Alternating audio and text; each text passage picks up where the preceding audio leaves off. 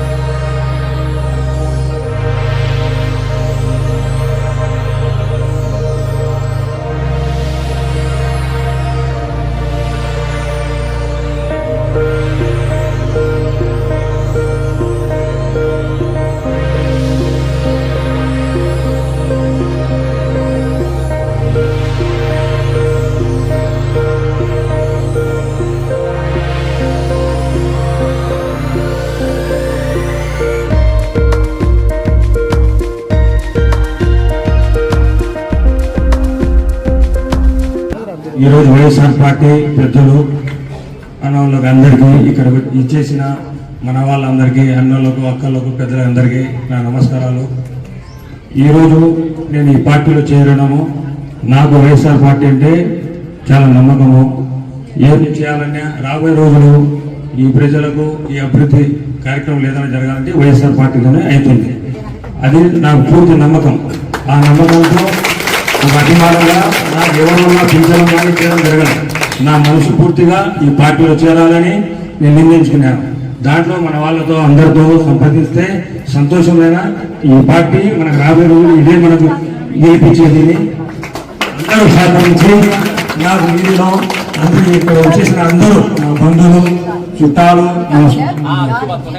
పర్చేసులు మా దోస్తులు మాకందరూ సహకరించి ఒక మాట అన్న ఇట్లా చేరుతున్నాను, అక్క ఇట్లా చేరుతున్నాను, పిన్ని అవ్వ అంటేనే సంతోషంగా నేనని చెప్పి ఇక్కడికి అందరూ ఇచ్చేయడం జరిగింది.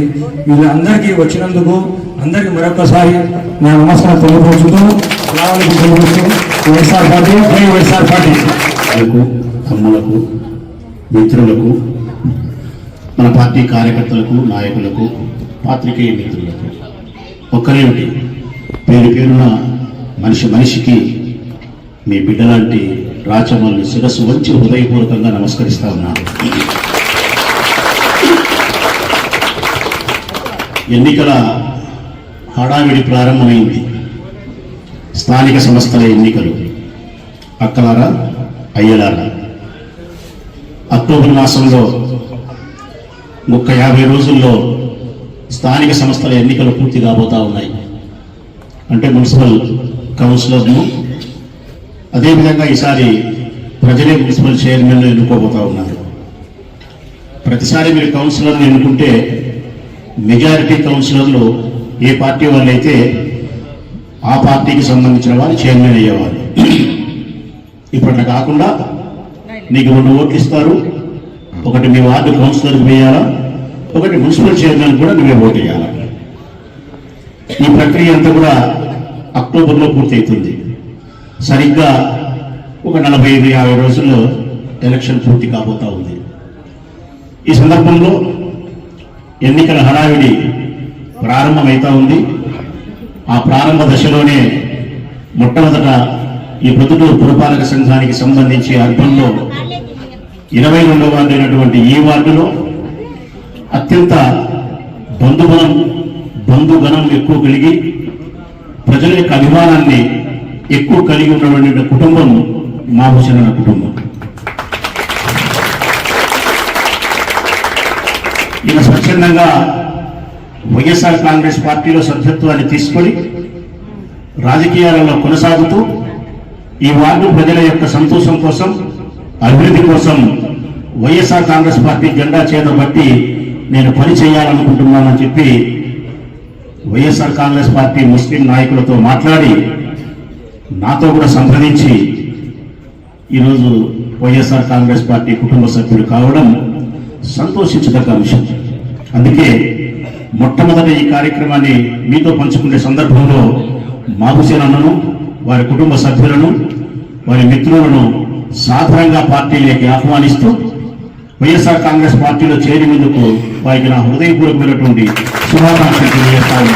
ఇక్కడ ఉండబడిన 2011 సంవత్సరంలో వైఎస్ఆర్ కాంగ్రెస్ పార్టీ పుట్టినప్పటి నుంచి ఈ వార్డులలో, ఈ గల్లీలలో ఎవరైతే వైఎస్ఆర్ కాంగ్రెస్ పార్టీ జగన్మోహన్ రెడ్డి పట్ల అత్యంత ప్రేమ కలిగి, విశ్వాసం కలిగి కార్యకర్తలు ఉండేటువంటి కార్యకర్తలు చాలా మంది ఉన్నారు. ఎప్పటికీ నేను మర్చిపోలేను.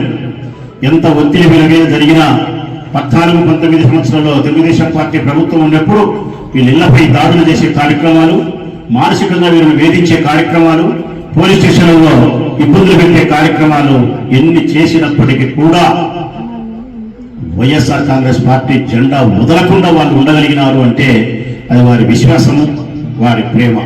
అంత తప్ప మరొకటి కాదు.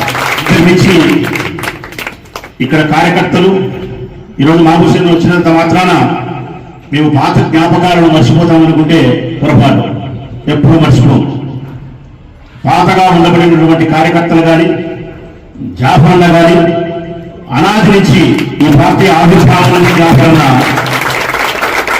వైఎస్ఆర్ కాంగ్రెస్ పార్టీకి నాయకుడైనటువంటి నాకు సొంత అమ్మలాగా తోడు నీడలాగా నిలబడ్డాడు. నిస్వార్థపూరితమైన ఆలోచనతో జాఫరన్న ఏ రోజు నన్ను ఇబ్బంది పెట్టలే. ఇంతవరకు నాకు ఇది కావాలా ప్రసాదిని కానీ, ఈ ప్రయోజనాన్ని నేను పొందాలని కానీ, నా వ్యక్తిగతమైన లాభ ఆపేక్ష కానీ ఏ రోజు అన్న అడగలే. దైవ సాక్ష్యం చెప్తాను తల్లులారా, ఉత్తరుడు విశ్వాసమైనటువంటి మనిషి. ఒక పార్టీలోనే జీవిత కాలంగా కొనసాగినాడు. రమణారెడ్డి గారి గ్రూపులోనే.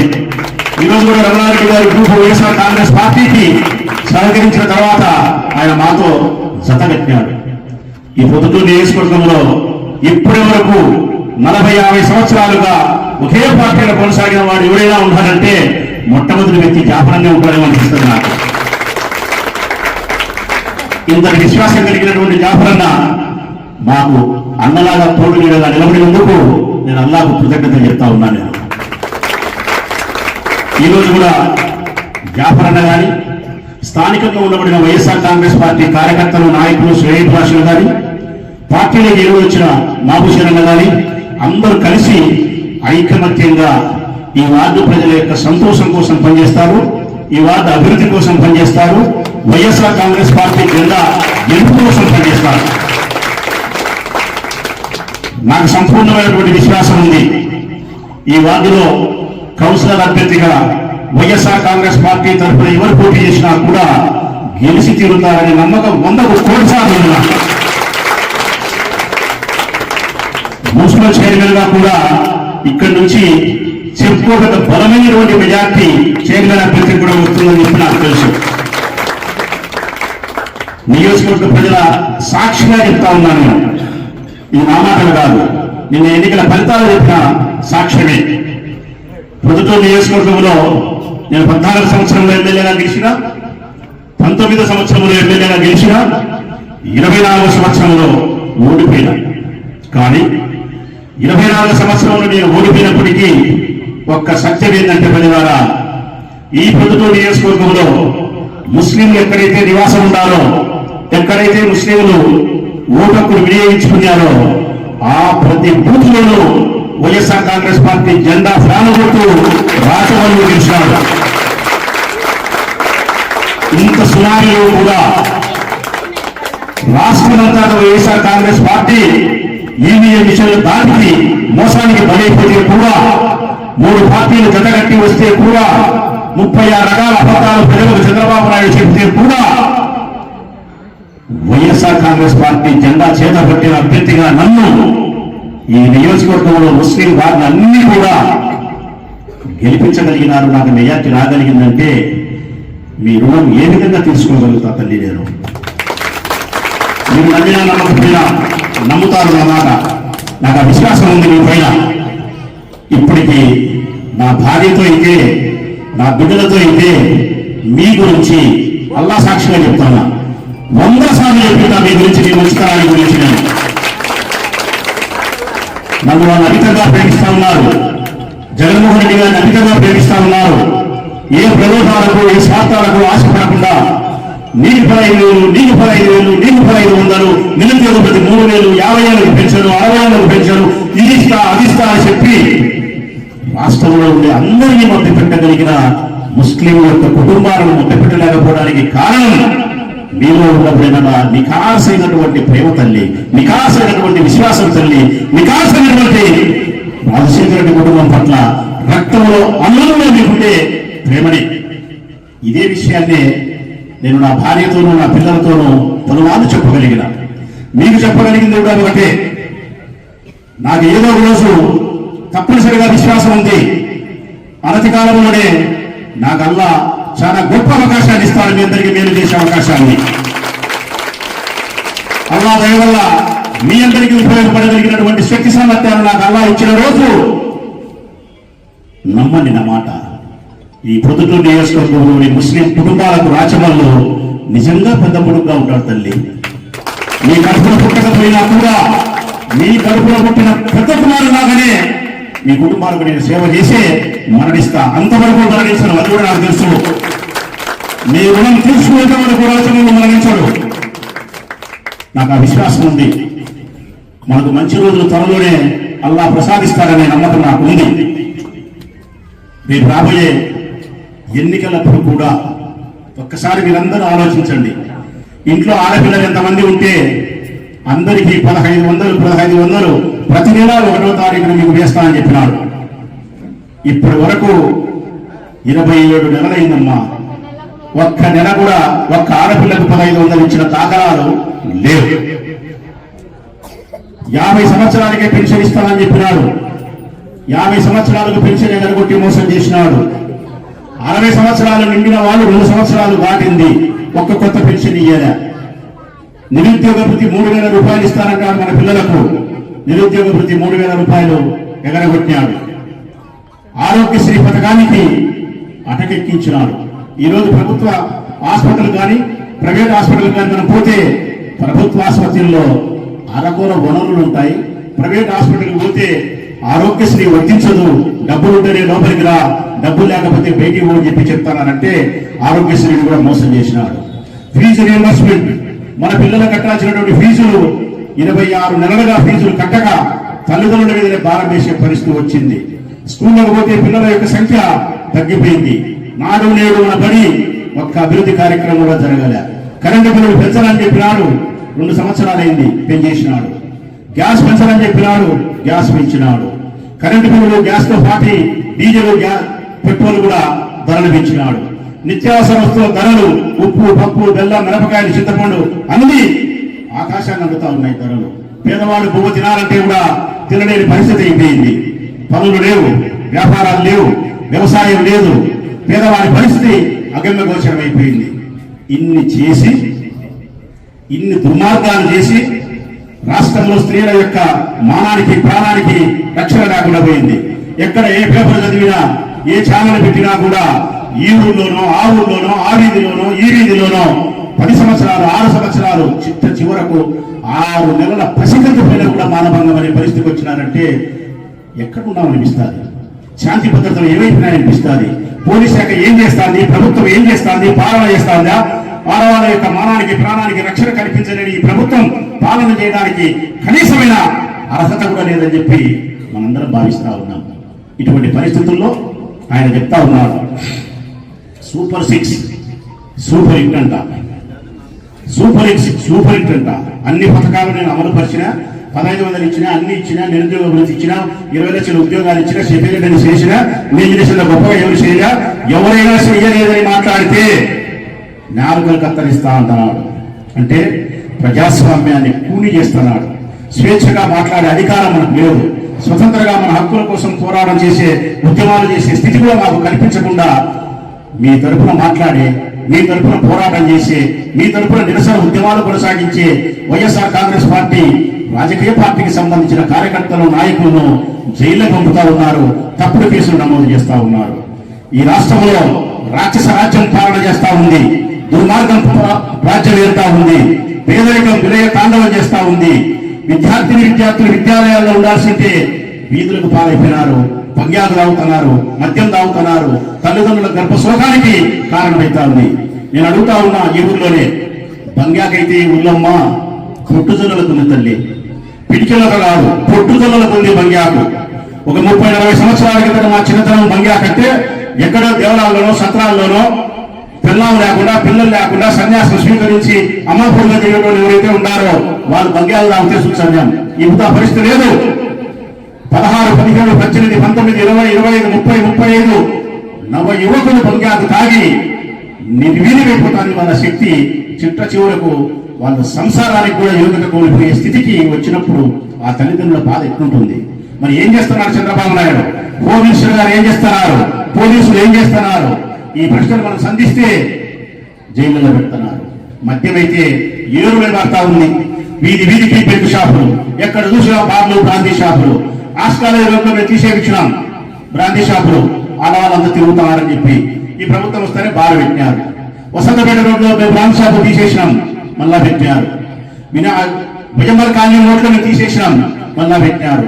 వీధికి ఒక బెల్ట్ షాపు. ప్రతి చోట ఎంఆర్పీ ధరల కంటే 20-30 రూపాయలు ఎక్కువ నకిలీ మద్యం తయారు చేస్తున్నారు. ఇక్కడే ఎక్కడ పడితే అక్కడ తెలుగుదేశం పార్టీకి సంబంధించిన వాళ్ళు చిత్తూరు జిల్లాలో నకిలీ మద్యమాన్ని కుటీర పరిశ్రమలుగా ఏర్పాటు చేసి ప్రజల యొక్క ప్రాణాలను హరించే నకిలీ మద్యాన్ని మన భర్తలకు, మన పిల్లలకు విక్రయించి మన మాంగళ్యాలు తెగిపోవడానికి, మన గర్భానికి శోకం కలగడానికి ఈ ప్రభుత్వం కారణమైతే ఇంకా ఈ ప్రభుత్వం ఉండాలన్నా తల్లి? ఇంకా ఈ ప్రభుత్వం బతికి పట్ట కట్టాలన్నా? నేను స్పష్టంగా చెప్తా ఉన్నా, మిమ్మల్ని వేదిక చేసుకొని తెలుగుదేశం పార్టీ రాష్ట్ర పార్టీగా చెప్తా ఉన్నా, తెలుగుదేశం పార్టీ ప్రస్తుతం శ్వాస కూడా పీల్చుకోలేని పరిస్థితుల్లో వెంటిలేటర్ మీద ఉంది. వెంటిలేటర్ మీద ఒక మనిషి ఉండడం అంటే అర్థం శ్వాస కూడా పీల్చుకోలేనప్పుడు వెంటిలేటర్ పెడతారు. ఎప్పుడైనా ఆ వెంటిలేటర్ తీసేస్తే ప్రాణం పోతుంది. తుది దశకు వచ్చినప్పుడు వెంటిలేటర్ పెడతారు. ఈ తెలుగుదేశం పార్టీ కూడా ఈ రాష్ట్రంలో వెంటిలేటర్ పై ఉంచాలన్నారా? అక్టోబర్ లో ఈ తెలుగుదేశం పార్టీ మరణిస్తాది. ఎప్పుడు? అక్టోబర్ లో మరణిస్తాది. అక్టోబర్ లో దీనికి గోరీ పెడతారు, అక్టోబర్ లో దీనికి శివదినం చేస్తారు, 2029లో పెద్ద దినం చేస్తారు ఈ తెలుగుదేశం పార్టీకి. ఇది 100% చంద్రబాబు నాయుడు గారికి చెప్తా ఉన్నా నేను. నీకు గోరీ కట్టాలి కొడుకు చెప్తాను నేను. తెలుగుదేశం పార్టీ కొడుకు నీకు గోరీ కట్టక తప్పదు, గోరీ కట్టి తీరుతారు నీకు. అక్టోబర్ లో శివదినం, 29వ సంవత్సరంలో ఈ తెలుగుదేశం పార్టీకి పెద్ద దినం చేస్తారు. 29లో ప్రజలు కోరిన నాయకుడు, ప్రజలు మెచ్చిన నాయకుడు, ప్రజలకు సంక్షేమ పథకాల వెల్లువలు రుచి చూపించిన నాయకుడు, కులాలకు, మతాలకు, ప్రాంతాలకు అతీతంగా పేదవారి పిల్లలు ఉన్నత శిఖరాలు అధిరోహించాలని చెప్పి విద్యకు అగ్రతాంబూలం ఇచ్చినటువంటి నాయకుడు, సంక్షేమ పథకాలతో మహిళల యొక్క ఆత్మగౌరవాన్ని పెంచిన నాయకుడు, వ్యవసాయానికి అగ్రతాంబూలం ఇచ్చినటువంటి నాయకుడు వైఎస్ జగన్మోహన్ రెడ్డి గారి తల్లి.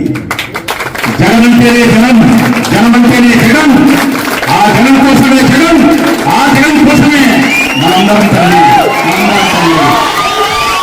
జై జగన్, జై జై జగన్. ఈ పేరే రాష్ట్ర ప్రజల హృదయాలలో పులకింతలు కలిగిస్తుంది. వైఎస్ఆర్ కాంగ్రెస్ పార్టీ కార్యకర్తలకు, మాలాంటి నాయకుల హృదయాలలో నరములను ధైర్యాన్ని నింపగలుగుతాది. మాకు ఎన్ని కష్టాలు ఎదురైనా, ఈ ప్రభుత్వం ఎన్ని బాధలు మాకు పెట్టగలిగినా, కేసులకు పరిమితం చేసి జైళ్ల పాలు మమ్మల్ని చేయాలని ప్రయత్నం చేసినా కూడా ఒకే ఒక పదం, జగన్ అనే పదాన్ని మేము తలుసుకోగలిగితే ఆ కష్టాన్ని అధిగమించగలుగుతాం. ఎంతటి కష్టాలైనా జగన్ కోసం మీకోసం మేము భరించగలుగుతాం.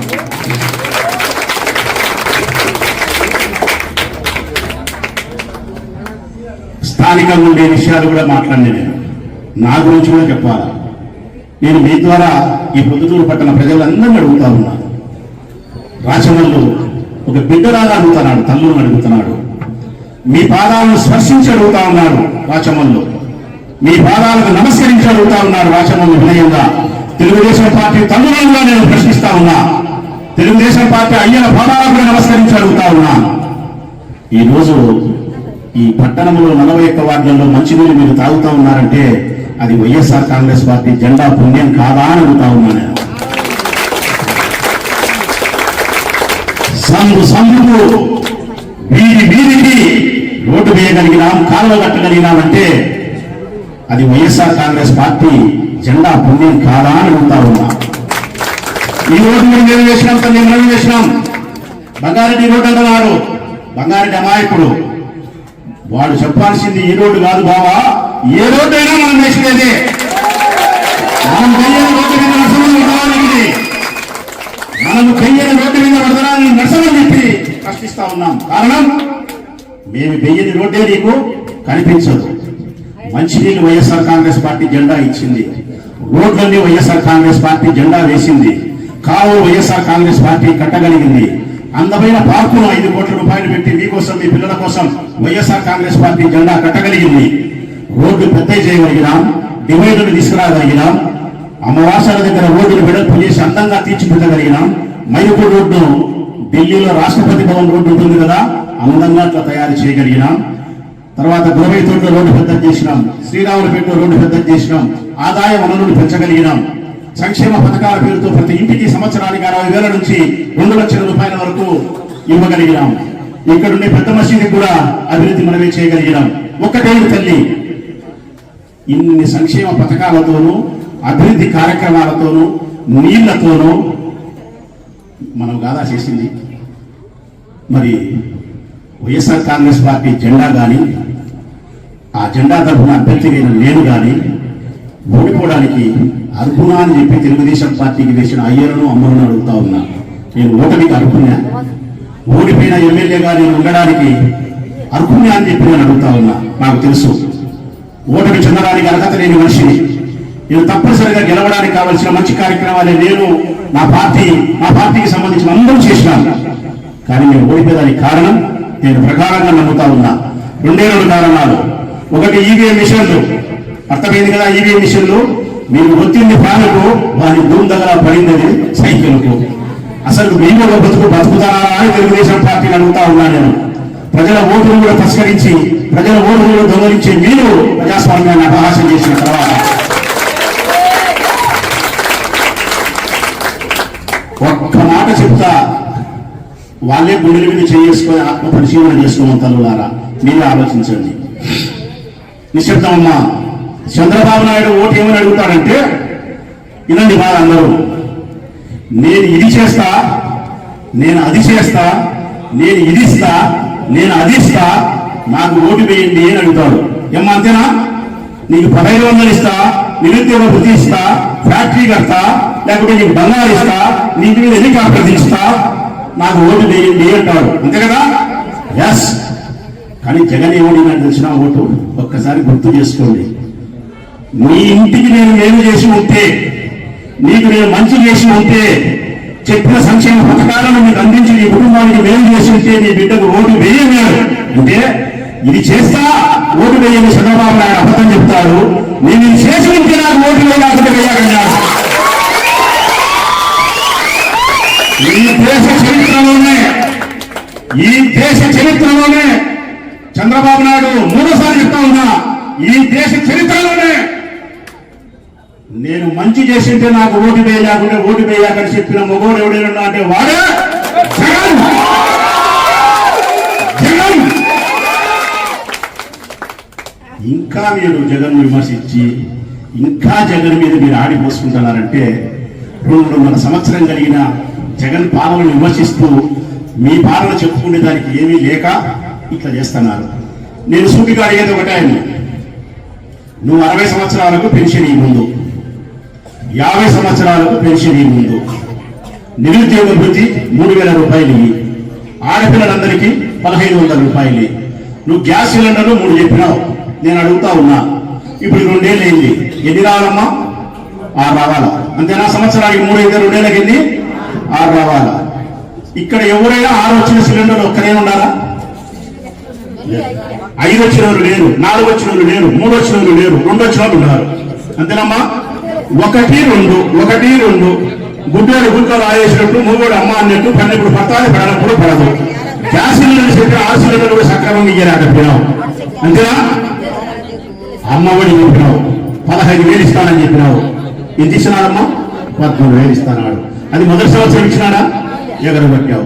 మొదటి సంవత్సరం ఎందుకు ఎగరగొట్టావు? నేను గెలుస్తానే 100 రోజుల్లో నీకు ఇస్తా అని చెప్పి మాట చెప్పినావు. మా దగ్గర వీడియోలు అన్నీ ఉన్నాయి. 100 రోజులే చెప్పినావు. మరి 100 రోజుల్లో ఇస్తానని చెప్పిన పెద్ద మనిషికి ఈ పొద్దు 1000 రోజులు దాటిపోయింది. 1000 రోజులు దాటిపోయినా కూడా నువ్వు ఎందుకు ఇయ్యలేకపోతున్నావు? రైతు భరోసా సంవత్సరం ఎగరగొట్టావు. వాళ్ళకు కూడా 26,000 అని చెప్పినావు, 6,000 ఎగరగొట్టావు. మొదటి సంవత్సరం ఎగరగొట్టావు. 57 లక్షలు ఇచ్చింది, 40 లక్షలు ఇచ్చినావు. అమ్మఒడి 20 లక్షలు ఇచ్చింది, 60 లక్షలు ఇచ్చినావు. మొదటి సంవత్సరం ఎగరగొట్టావు. 15,000 13,000 చేసినావు. ఇచ్చినది ఏదైనా ఉంటే అర కూర, ఇయ్యనేది పూర్తిగా ఎగనామం, చేసేది మాత్రం గోరంతా, చెప్పుకునేది మాత్రం కొండంతా చెప్పుకుంటున్నావు. అందుకే కొడుకు నీకు గోరి కట్టారు అంటున్నా నేను. అక్టోబర్లో గోరి కట్టారు నాయన నీకు. నీకు అక్టోబర్లో గోరి కట్టకుండా పోతే రాజమౌళి మనకు సమాధానం చెప్తాడు. ఆ బ్రహ్మదేవుడు దిగొచ్చినా కూడా తెలుగుదేశం పార్టీకి అక్టోబర్లో గోరి కట్టారు. చిన్న దినం అక్టోబర్లో జరుగుతుంది, పెద్ద దినం రాష్ట్రంలో జరుగుతాయి. చివరిగా మీ అందరి ప్రేమాభిమానాలకు మనస్ఫూర్తిగా చెప్తా ఉన్నా తల్లి, మీ అందరి ప్రేమ చేత, మీ అందరి ఆశీస్సుల చేత అనతి కాలంలోనే మనకు మంచి రోజులు వస్తాయి. అనతి కాలంలోనే ఇంతకంటే ఉన్నతమైన రాజకీయ స్థితిని అల్లా నాకు కల్పిస్తాడని చెప్పి విశ్వసిస్తా ఉన్నా. ఆ కల్పించిన రోజు మా చర్మం ఒలిసి ముస్లిం సోదరులైన కుటుంబాలకు మా చర్మం ఒలిసి నేను చెప్పులు కొట్టించినా కూడా మీరు రుణం తీసుకోలేరు తల్లి. మరొకసారి స్థానిక సంస్థల ఎన్నికలు వచ్చినప్పుడు అన్ని వార్డుల్లోనూ కూడా 52 వార్డు కాకపోతాయంటున్నారు. 52 వార్డుల్లో కూడా వైఎస్ఆర్ కాంగ్రెస్ పార్టీ జెండాను గెలిపించాలని చెప్పి విజ్ఞప్తి చేస్తా ఉన్నా. మేము ఓడినా కూడా, అన్ని చేసి మేము ఓడినా కూడా ప్రజలను ప్రశ్నించాలా, ప్రజలను విమర్శించాలా. నేను ఒక్కటే నమ్మినా, మేము ఓడిపోయేదానికి కారణం ఈవీఎం మిషన్లన్నా ఉంటాయి, లేదంటే ప్రజల యొక్క పేదరికం వలన వారి అవసరాలైనా ఉంటాయని చెప్పి నేను గుర్తించిన తల్లి. పేదరిక మహాశండది. పేదరికం ఉన్నప్పుడు మన కుటుంబానికి ఒక 10,000 20,000 వస్తుందంటే 10 కిలోమీటర్లు నడుచుకుంటే కూడా మనం పోతాం. అటువంటి పరిస్థితుల్లో జగన్ మంచి చేసినప్పటికీ కూడా, చంద్రబాబు నాయుడు మోసం చేస్తారని తెలిసినప్పటికీ కూడా, ఇప్పుడున్నా మంచి చేయడా, ఇన్నిసార్లు మోసం చేసినాడు. ఈ దఫా నా ఓటు కాలబెడితే మంచి చేస్తే నాకు మేలు జరుగుతుందని చెప్పి 4,000 పెన్షన్ వస్తారు కదని ముసలోళ్ళు, 15,000 వస్తారు కానీ 18 సంవత్సరాల నుండి 60 సంవత్సరాల వరకు ఆడపిల్లలు, నిరుద్యోగులందరూ 3,000 రూపాయలు వస్తాదని, 50 ఏళ్ళలో పెన్షన్ వస్తాదని, 60 ఏళ్ళు వస్తే 4,000 పెన్షన్ వస్తాదని, గ్యాస్ సిలిండర్లో 3 వస్తాయని ఇట్లా ఆశపడి వారి పేదరికానికి లోనై వారి అవసరం తప్పని కాబట్టి ఓటేసినారే తప్ప జగన్మోహన్ రెడ్డి గారి పట్ల కానీ, నా పట్ల కానీ, వైఎస్ఆర్ కాంగ్రెస్ పార్టీ జెండా పట్టిన వీళ్ళందరి పట్ల కానీ మీకు ప్రేమ లేదు పొద్దుటూరు పట్టణ ప్రజలకు అని చెప్పి నేను ఎప్పుడూ అనుకోలేదు. అందుకే నాకు ఓటమి చెందినా, నా దగ్గర ఉండే ధనం పోయినా, నాకుండే పేరు పోయినా, ఇంకొకటి పోయినా మీరుగా తల్లి. నాకు ఈ పొద్దుటూరు పట్టణ ప్రజలైన మీరున్నారు. మీ అభిమానం నాకుంది. మీ అభిమానం సల్లగా ఉండేంత వరకు రాజమౌళి ఎప్పుడు కూడా చాలా సల్లగా ఉంటారని చెప్పి నమ్ముతూ మరొకసారి మీకు నా హృదయపూర్వక నమస్కారాలు తెలియజేస్తూ సెలవు.